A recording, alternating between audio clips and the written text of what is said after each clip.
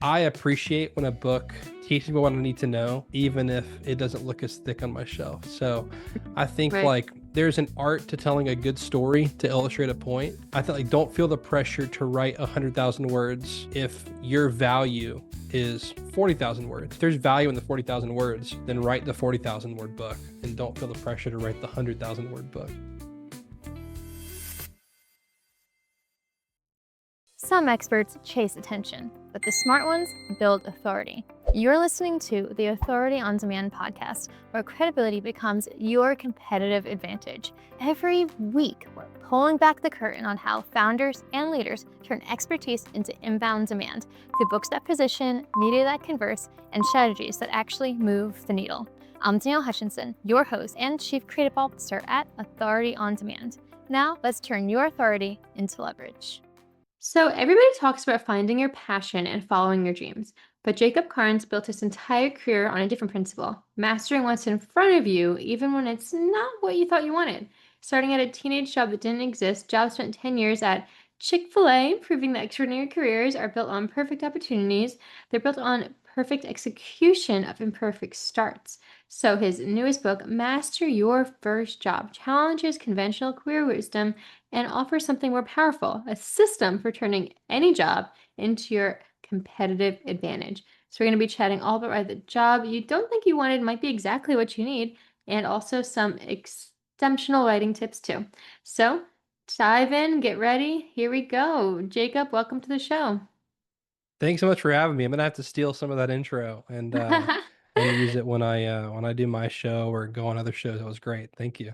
Hey, real quick before we jump back in, if you're loving what we're doing here, hit that subscribe button and drop us a like. We're bringing you the best authors, the most real conversations, and all the writing wisdom that you didn't know you needed. So stick around because it only gets better from here. All right, now let's get back to the conversation. Yeah, of course. I mean, I like to give a nice overview of who we're going to be chatting with and, what can be expected. And, if anybody's listening today and you haven't had Chick-fil-A, I mean, go out and try for yourself. It's amazing. So, you're talking to the expert here. Well, yeah, talk to us a little bit more about that. I mean, what were some of the turning points during your time at Chick-fil-A that shaped your perspective on career development and ultimately led to this book? Were there any specific moments that stand out in particular? I'll say more than moments, specific people. I think that Okay. something I'm big on, even with my business now, is this idea that you don't work for a person, or excuse me, you don't work for a company, you work for a person, right? And so I worked for a lot of great people along the way who like saw potential in me and decided to invest in that, which I'm super grateful for. So, like you mentioned, Chick-fil-A was not the job I wanted. I was 16 and wanted to be able to drive a car and do, adult things that 16-year-olds want to do. And that I couldn't afford gas without a job or insurance or all the other things. And I think Right. I made enough money to like barely make a profit after making car payments and gas payments, which was fun while I was in high school. But Chick-fil-A presented me with an opportunity to like build a work ethic and to learn how to work at a job and do stuff like fill out, tax paperwork and and have taxes taken out of my paycheck and again just like really great people who saw potential in me, and it ended up changing what I wanted to do because I aligned myself with both those people and the culture and values of the organization. So there was a lot I learned and a lot of great people I need to thank, and they made it in the back of the book. Oh, awesome. Well, that's really cool to hear. A job is really made of the people that, drive that Yeah, community. And because that's, at the end of the day, you don't want to go to a job where everyone's hostile or, not fun that's to right. be around. So yeah, it's good that you had That's that. right. Would you say that they also kind of helped motivate you to become that sort of leadership mentor that you are now? I mean, you moved from being a team member to director of talent, so clearly you were inspired enough to take on more roles. So, do you think that was a result of that community? Definitely. I look back and I laugh at, by the time I was 17, I was a team leader in the restaurant, which mean I kind of just ran shifts and ran breaks, but I was leading people that were older than me. And I'm like, gosh, I was so young and foolish. And it's a miracle they trust me to do anything at 17 years old. But yeah, they absolutely like helped mold that. Where again, I go back to, it was the people that kept me there for so long, and taught me valuable lessons that then I was able to use as a leader. I mean, so much to the point where I still quote some of my former bosses in the way that I approach as I serve different businesses and business owners with my business, that have firmly shaped the way I see organizations and how people should be treated and how to have good talent in an organization. A famous one, I was just talking to him a couple weeks ago. His name is Evan, and something he always said was take care of people and they will take care of the business. And that fundamentally changed the way I see how to run a business, because I'm extremely results oriented. I'm very competitive. I love to win. I am like, get on the bus or get out of the way. But to have him challenge my perspective on that and realize that, hey, once you get to a higher position, you yourself can't accomplish the task. You're going to have to go through other people in order to do that well. And so being able to take care of them and build relationships with them is what's going to get the end result. Fundamentally change the way I see and run my current business and help others run theirs as well. So yes, they definitely helped shape the way I see business and kept me there a long time. Well, good. I mean, hey, it's great to know that you spent that time there, but you learned from every moment like that, and now you've Yeah, taken that wisdom and you put it in a book that everybody else could that's also right. learn from, which is really cool. So maybe this is a good time to transition into the book itself. I see it Yeah. there, right behind you. Do you want to spotlight that cover a little bit for us? I think I always Yeah, like to I'm give like, here, authors a I got this one chance too. for the. Master your first Okay, job, the remarkable path from first day to first promotion. I like the blue. I think it's pretty. Um, yeah, wrote the book and right, came out in 2024 in July, July 23rd. Big day. I will write again. I loved writing. The book is really for that, I'll say 16 to 24-year-old who, just like me, is working at their first job and sees it as just a job. Because most employees, you know, and I don't know if you're this way, but most employees go to their first job. They see it as just a job. You get a paycheck, a uniform, you hopefully get trained, and it becomes a line item on a resume and nothing more. And you just move on from that. But I really do believe that if young people look at their first job as an investment and look at it as a foundation they can build their career on, that you can build some foundational skills at your first job that you will need in your career 10, 20, 30 years from now. And that if you do that well, even while you're young, that doesn't mean you can't have fun. In fact, chapter 10 is have fun, in my book. But if you do that well as a young person, you will thank yourself 10 years from now. And this is lessons that in some cases, it did take me 10 years to learn, that I'm now, I look at the book as if I could go back in time and hand myself a book at 16 to get the most out of my first job. This is the book I would hand myself, and that's what I tried to go out and write. And so, it's for that young person that's high school, college age, who is either at a part-time first job or even entering the career work for corporate world for the first time. Applicable to all of those stages, and I'm grateful to have heard such great feedback from business owners, leaders, and people who have read it, that it's made an impact. I've sold or given away over 1,000 copies at this point, which has been incredible over the last year. Because very impressive. that to me is, and I don't say that to brag. I say that as I love that I've had been able to have an impact with an audience like that, and that many individuals that if they get one good thing out of it, that's cool to me. Absolutely, and that's great to hear. So I'm assuming based on the fact that you've over 1,000 copies out there, you have to have at least a couple stories about people who've really taken it to heart and given it a try, and maybe reached out and talked to you about. Has that been an occurrence so far, or do you? Yeah, I'll highlight two. One from a young person, one from not a young person, which is cool.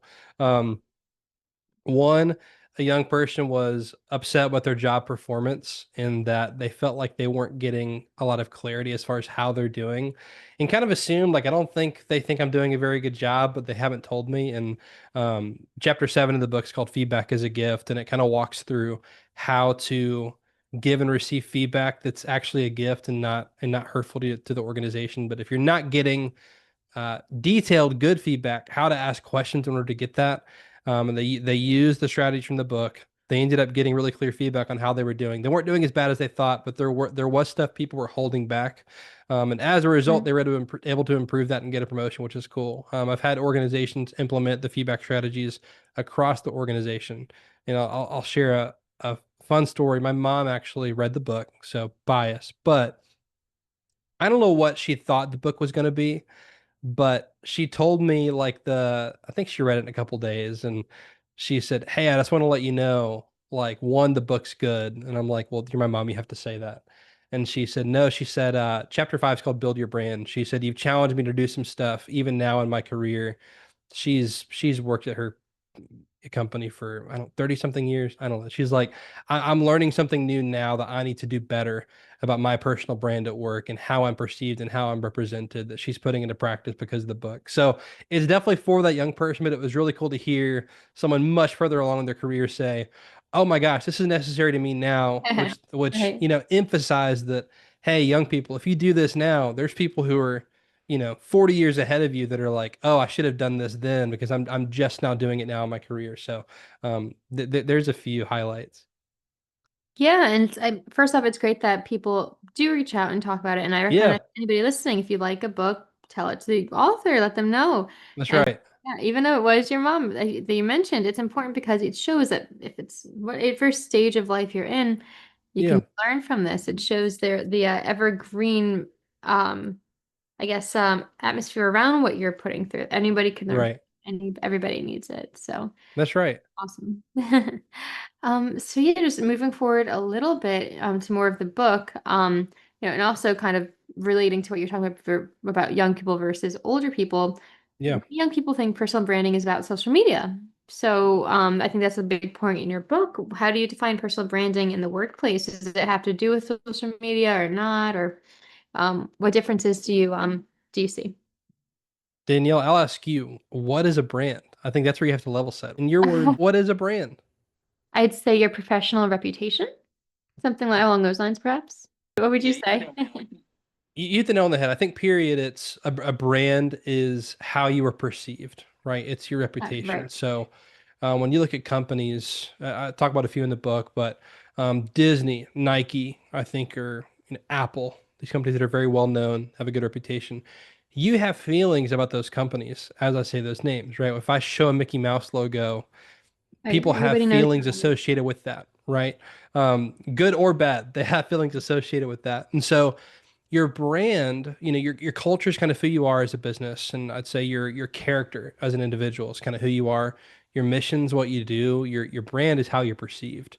And when you can connect all of those three, you can build a great personal brand that you're proud of. So, no, it's not about social media, although social media can be involved, right? Because how you represent yourself online will become a part of your brand, but that is not the only thing that is part of your brand, right? And it needs to be authentic and it needs to be true. So, building a personal brand is really about can you, and it sounds ambiguous, but can you control how you're perceived? The answer is no, you can't control it completely, but you absolutely can influence how you're perceived. And so, can you boil down this idea of can I find three qualities about myself that I feel like is the best version of me? And this is how I want to be represented. For me at work, I have my three are a coach's mindset. I love to see other people win, a high standard of excellence. I think anything worth doing deserves to be done to a high standard and ruthlessly efficient. I want to find the best way to get things done.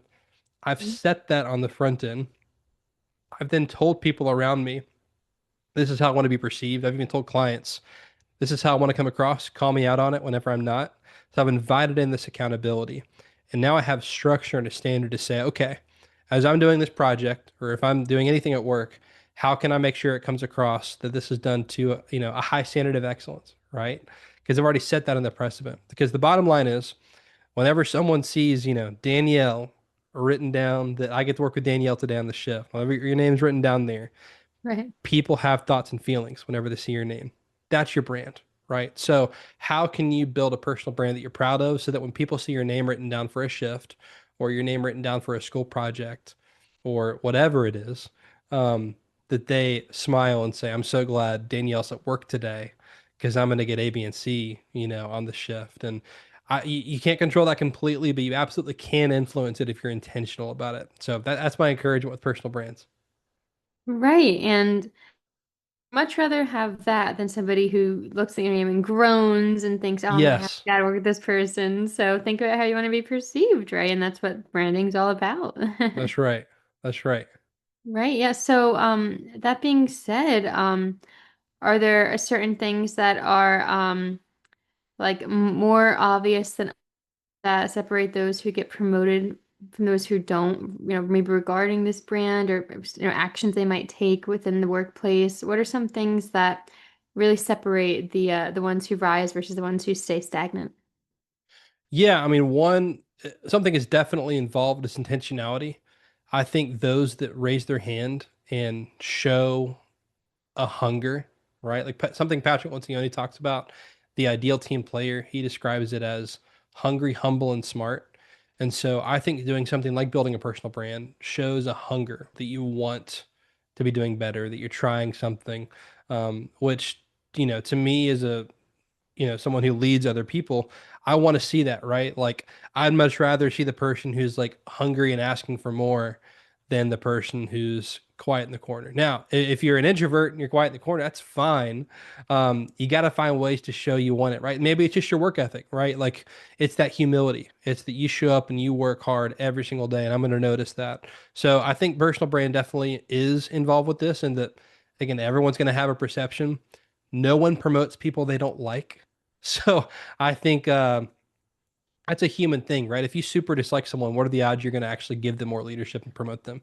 Probably not very high, even if they're good at their job. So I think it's that mix of, can you build a brand you're proud of, build a work ethic you're proud of, and have those show up well at work? And I don't know if you want to go into like specifically how to get promoted. I talk about that in the book a little bit, Mhm. but I have some strategies around that as well. Yeah, I mean, maybe you can give us like a brief hint or an overview. We don't want to give too much away from the book, and we also want to talk about some writing tips as well. But Yeah. what's one like fire, like quick tip maybe to get your foot in the door, get started with it? What do you think? Yeah, I think a mistake businesses make and a mistake individuals make is assuming that the person who's going to get promoted is the person who's doing their current job the best. Because then people end up putting a lot of effort into all I have to do is be the best employee now. That is a prerequisite, but it's not what's required for the new role, right? So if you're an employee and you're trying to figure out like like I am, currently a floor team member and I want to be a team leader leading the team of, people on the floor, right? It's getting the clarity you need from your boss about what's required for that next role. And so, because a lot of times what's required of your current job is very different than what's required for the job you want, right? So I'll use my example at Chick-fil-A. Like if you've been through a Chick-fil-A, like the person handing you food at the window, like that's very different than what's needed for a person like leading a shift, right? Like what Right. I need from that window person is very different than what I need from someone who needs to be like trustworthy with money, right? Like um Understood. Yeah. timely and like running a shift. So my encouragement would be get the clarity you need for what's needed for the new role and what your boss is looking for in that new area. And if you're a boss listening, I'll say find what's needed and for the new job and judge people based on that. Because um, one, if you're promoted because of how good you're doing, and then you have no qualities needed for the new job, you're going to fail in the new role. So getting that clarity of what's required for the promoted role that you can start to show signs of now. So if something that's required for the new role is, hey, you need to show us that you are timely because we have to run breaks, make sure everyone gets out on time or stuff like that, then hey, start to find ways to show you're timely on shift, right? Start to show ways to show you're organized and then point those out, write them down, situations. So that would be my encouragement is what's required of the new role and how can you show up and do that well now beyond your current job? Understood. I like that. And that's a unique perspective because, I mean, you make a good point. Lots of people think if I'm the best at doing what I do here all around, then I should be promoted. Let's transitioning a little bit into the writing process itself. Okay. So I'm thinking that there was probably a couple challenging parts of your book to write. Not your entire journey couldn't have been easy peasy, something probably a little bit hard to put into words or to remember. So was there a certain part that was more challenging to write than others? Good question. Um, Challenging part to write.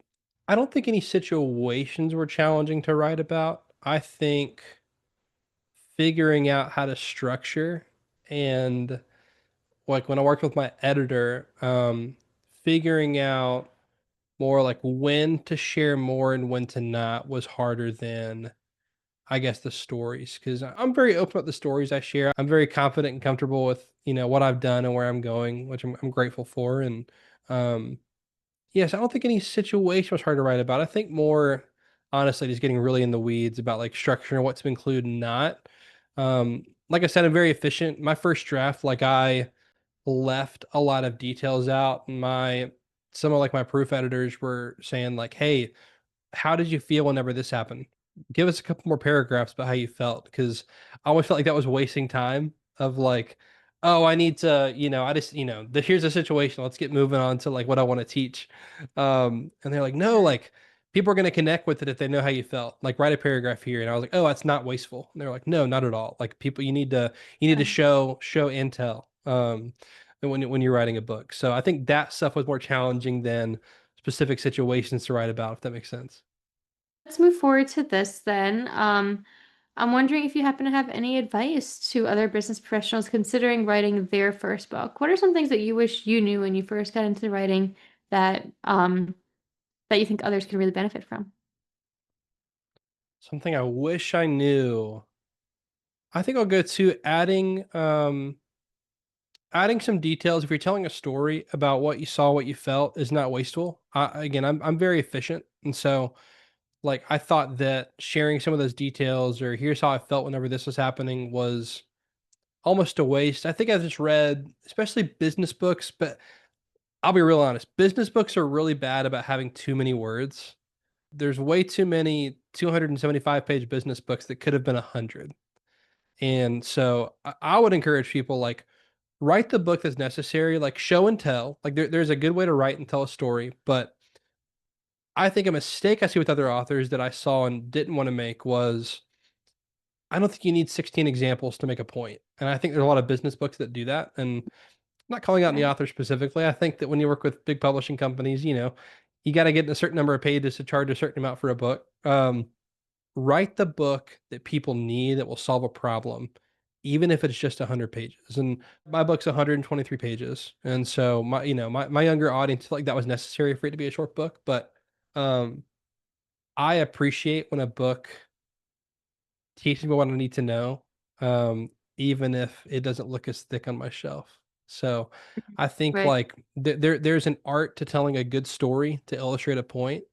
I feel like don't feel the pressure to write 100,000 words if your value is 40,000 words. If there's value in the 40,000 words, then write the 40,000 word book and don't feel the pressure to write the 100,000 word book. Yeah, yeah, exactly. And there's a value in having some content, right? Like personal stories or Yeah, examples, absolutely. but you don't want to do too much because you're going to lose your reader. I That's completely right. understand. So yeah, I mean, thank you for sharing that with us. I think it's definitely something for us to think about. Sometimes, 500 pages is too much. You need only 50 pages. That's really all there Yeah. is to it. So that being said, then I'm wondering, you have the book out. What's next for you? What can we be excited for in the future? Yeah, it's funny. I met with someone yesterday who's thinking about writing a book, and I'll say this, anyone who's thinking about writing a book, write the book. Like go ahead and use this as the catalyst to go ahead and write the book. Start now, start tomorrow. So the biggest advice I got was having a dedicated time and place to write and not like no excuses. You got to go write. The other most successful piece of advice I got that helped me a ton was when you get to writing your draft is don't edit while you write, because what happens is, and I did it myself before I got that advice, I think I spent 4 months trying to write one chapter because I was trying to get it perfect.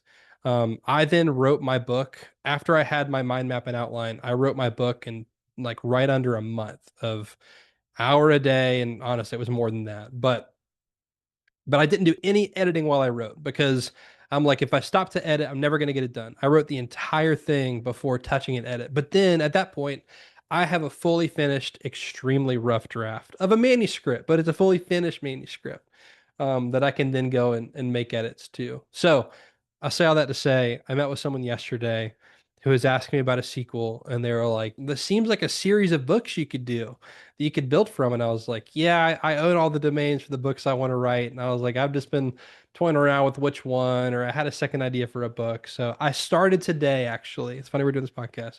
Oh, okay. I started today on the sequel. So I know we're recording this on September 30th, but today is the day I started on the sequel for this one, which will be Empower Their First Job. So it will be a book geared more towards the business owner or leader of how can you lead these young people who are working at their first job well. So a lot of it will be crossover content just geared towards the business owner or leader. And I'll do some different chapters too that's more specific to the leader, of how can you steward these young employees well, and help them on their journey. So it'll kind of be a pair of books. Where I hope a business owner buys one for them and 10 for their team, right? Right. Okay. So that's really cool. That's exciting. So you just started working on it today. So I guess we can Yeah, expect a little bit of time before it comes out and, ready to go though. So I guess we have to now be connected and know exactly that's right. Yeah. where's the best I'm place. guessing we'll see. I'm not going to rush this one. I felt like I rushed the first one. It's very good, but I did feel like I was so ready for it to be out that I was like, let's go, like foot to the gas pedal. Maybe Q1 2027, the second book will come out, but I started working on it today. That'll be the next one. I don't know if any other of the, any of your other audience or guests feel this way, but I feel like you have two reactions to writing a book. You do it and you're like, I never want to do it again, or you do it and you're like, I want to write 10 books. I'm in that side where I'm like, oh, that was fun. I enjoyed it. Of course, there's hard, you're not going to enjoy every part of the process, but overall, I'm like, oh yeah, like I've got 10 books in me. Now that I've done it and I know I can do it, I'm going to write more. I don't know if any listeners can empathize with that, but that's the Oh, category I'm in.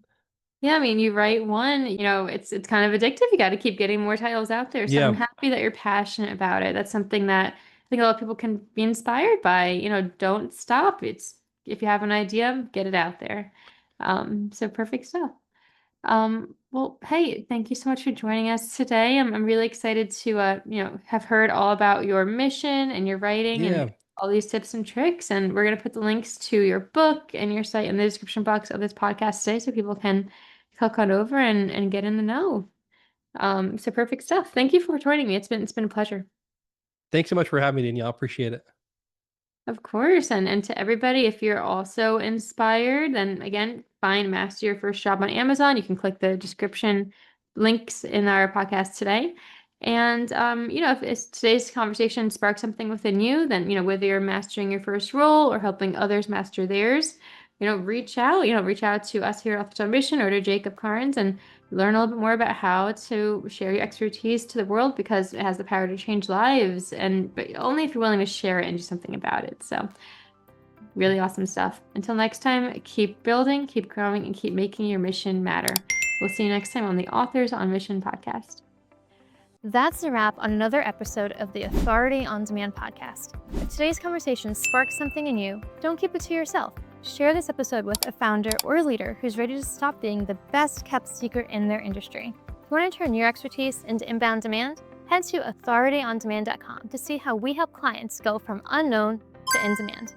I'm Danielle Hutchinson, and I'll catch you on the next one. Now, go build some authority.